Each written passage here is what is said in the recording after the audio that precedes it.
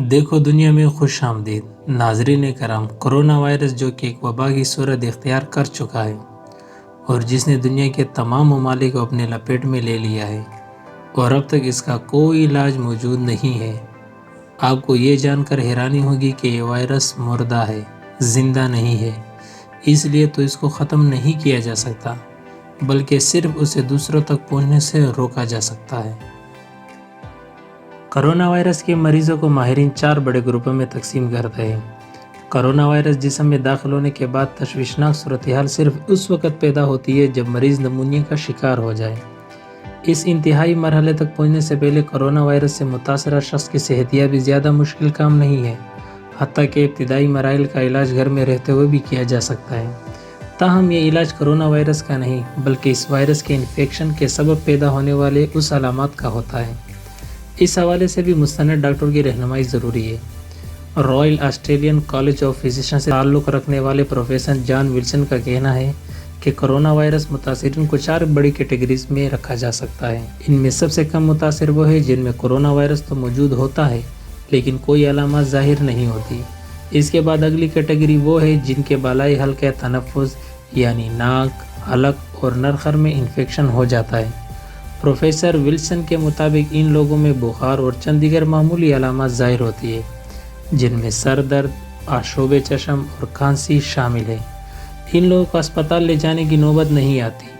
Professor کے مطابق اسپتالوں میں لایا جانے والا سب سے بڑا گروپ ان لوگوں کا ہے جن میں فلو جیسی علامات پیدا ہو جاتی ہے اور اس شدت سے ہوتی ہے کہ ان کے لیے کام کرنا ممکن نہیں رہتا۔ چوتھا گروپ ان مریضوں کا ہے جو شدید بیمار ہو جاتے ہیں اور یہ بیماری نمونیا کی طرح ہی ہوتی ہے۔ چین کے شہر ووہان میں کورونا کے باعث اسپتال پہنچنے والوں میں 6% اسی طرح کے شدید بیماری کا شکار تھے۔ کرونا وائرس کیسے بتدریج انسانی جسم پر حملہ آور ہوتا ہے، اس کی وضاحت کرتے ہوئے ڈاکٹر کہتے ہیں کہ جب وائرس سانس کی نالیوں میں پہنچتا ہے تو بخار کے ساتھ کھانسی شروع ہو جاتی ہے۔ وائرس کی وجہ سے سانس کی نالیاں اندر سے زخمی ہوتی ہے اور ان میں سوزش پیدا ہونے لگتی ہے۔ اس کے نتیجے میں سانس کی نالی میں جلن پیدا ہوتی ہے۔ گرد کے معمولی ذرے سے بھی کھانسی شدید ہو جاتی ہے۔ اگر وائرس آگے بڑھنے میں کامیاب ہو جائے تو پھیپھڑوں میں سوزش پیدا ہو جاتی ہے اور مریض نمونیا کا شکار ہو جاتا ہے۔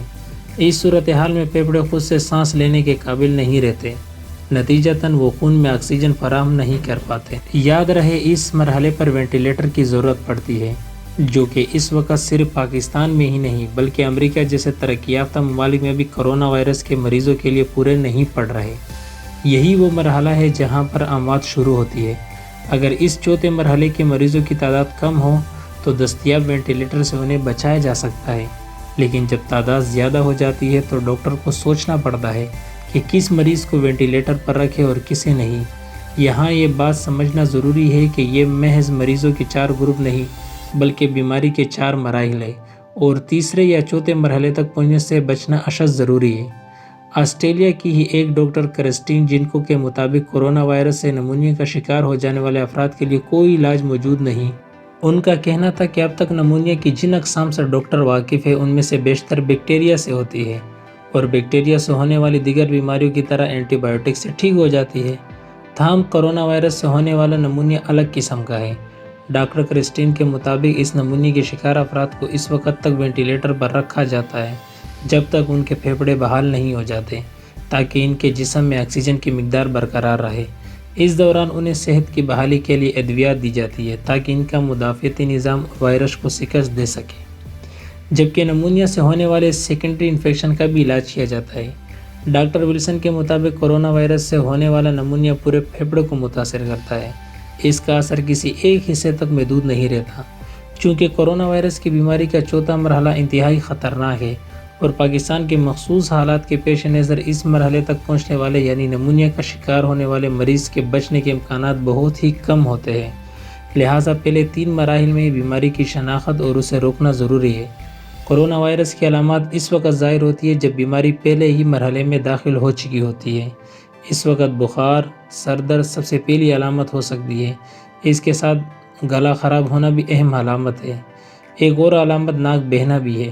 یہ علامات ظاہر ہونے پر ان کا فوری علاج کیا جا سکتا ہے، جس میں بخار کے خاتمے کے لیے ڈاکٹر پیناڈول، پیراسیٹامول تجویز کر رہے ہیں۔ اور ایک اور دوا بروفین پر تبھی ماہرین کی رائے منقسم ہے، لہٰذا اس کے استعمال سے گریز کیا جائے۔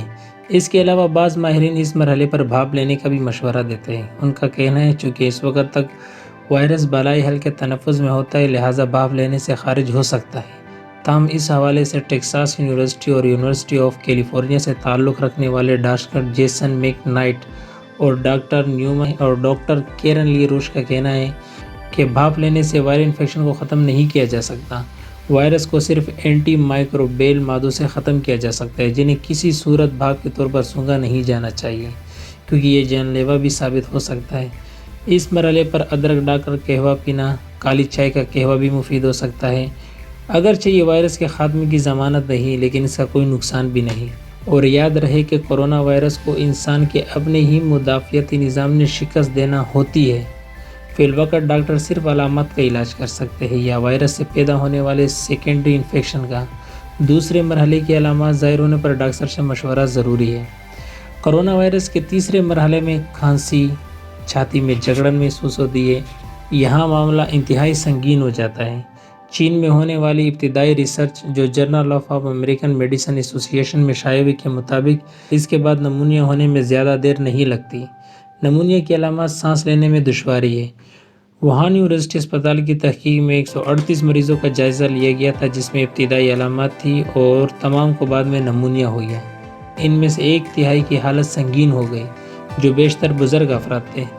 چونکہ تیسرے چوتھے مرحلے میں کوئی وقفہ نہیں، لہٰذا ابتدائی علامات پر ہی کرونا وائرس کو سنجیدگی سے لینا اور علامات کا فوری علاج کرنا ضروری ہے، تاکہ جسم کا مدافعتی نظام کرونا وائرس سے مقابلہ کر سکے۔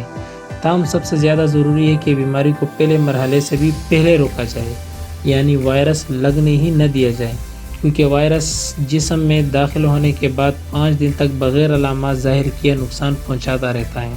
چین کے ووہان یونیورسٹی اسپتال میں ہونے والے تحقیق سے معلوم ہوتا ہے کہ کرونا وائرس جسم میں داخل ہونے کے 7 دن بعد شدت سے حملہ آور ہوتا ہے، لہٰذا بیماری پہلے مرحلے کو روکنے کا اچھا طریقہ وائرس سے بچنا ہے، جس کے لیے انسان کرتینیا ہو جائے تو زیادہ برا نہیں ہے۔ فی الحال اس وائرس سے سب سے زیادہ خطرہ بزرگ افراد اور چھوٹے بچوں کو ہے، اور جو جوان ہیں جس میں کسی قسم کی اور بیماریاں نہیں ہیں، تو اگر انہیں کرونا وائرس لگ بھی جاتا ہے تو 14 دن کے اندر اندر ان کے جسم کا مدافعتی نظام اس وائرس کو باہر نکال دیتا ہے، یعنی وہ صحت یاب ہو جاتے ہیں۔ ویسے کرونا وائرس جان لیوا نہیں ہے، کیونکہ اس میں شرح اموات صرف 2% تک ہے، لہٰذا گھر میں رہیں اور احتیاط کریں، کیونکہ اب تک اس کی کوئی میڈیسن نہیں شو ہوئی ہے، اب تک اس کا کوئی علاج نہیں ہے، اور اس کی دوا بننے میں 18 مہینے سے 2 سال لگ سکتے ہیں، تو لہٰذا اس کا ایک ہی علاج ہے موجودہ وقت میں، اور وہ ہے احتیاط۔ ماہرین کے مطابق کرونا وائرس کا ایک علاج بلڈ پلازما کی تقسیم بھی ہے، یعنی کہ جو بندہ پہلے اس بیماری سے انفیکٹڈ ہوا، وہ جب وہ ٹھیک ہو جائے تو اس کے خون کا پلازما لے کے بیمار شخص میں ڈالا جائے، تو جس سے وہ بھی صحت یاب ہو جائے۔ لیکن پتہ نہیں گورنمنٹ اس طریقے کو کیوں نہیں استعمال کر رہی ہے، اس کی کچھ سمجھ نہیں آتی، کیونکہ سالوں سے ایسے امراض کے لیے جس کا علاج نہیں ہے، اس کے لیے بلڈ پلازما ہی علاج ہے۔ اور آخری بات یہ ہے کہ چائنا کی جو نئی ریسرچ آئی ہے اس کے مطابق کہ جب درجہ حرارت 30 سینٹی گریڈ ہو تو اس میں یہ وائرس بڑھتا نہیں ہے۔